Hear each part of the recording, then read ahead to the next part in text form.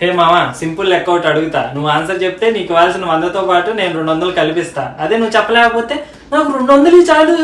లెక్క సింపుల్ అయినా కాంప్లెక్స్ అయినా ఆన్సర్ 6 నిమిషంలో చెప్తా. అడుక్క. నీ షాప్ లో నేను 3 కచ్చిపులు 30 రూపాయలు కొన్నాను.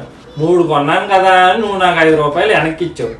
5 రూపాయలు మిగిలింది కదా అని నేను 2 రూపాయలు వర్కర్కి టిప్ ఇచ్చాను. అయితే ఇప్పుడు 3 కచ్చిపులు ఎంత పడింది ఏంటి? నీ దగ్గర 3 రూపాయలు మిగిలింది కాబట్టి 3 కచ్చిపులు 27 రూపాయలు పడింది. వర్కర్కి ఇచ్చిన 2 రూపాయలతో కలిపితే ఎంతేటి? 29. మిగిలిన రూపాయి ఏమైందేటి? నీ దగ్గర 3 రూపాయలు ఉన్నాయి కదా. సరే మామ, అలాగే లెక్కేద్దాం. 29కి 3 కలిపితే 32. పైన 2 రూపాయలు ఎక్కడి నుంచి వచ్చాయి? రూపాయి ఏమైంది? అక్కడ 2 రూపాయలు ఎక్కడి నుంచి వచ్చాయి? నాకు తెలియదు. ఈ లెక్కలో ఏదో పెద్ద బొక్క ఉంది. బొక్క లేదు డొక్క లేదు. 200 లాభం కొట్టు. 200 మళ్ళీ పడిందా బొక్క?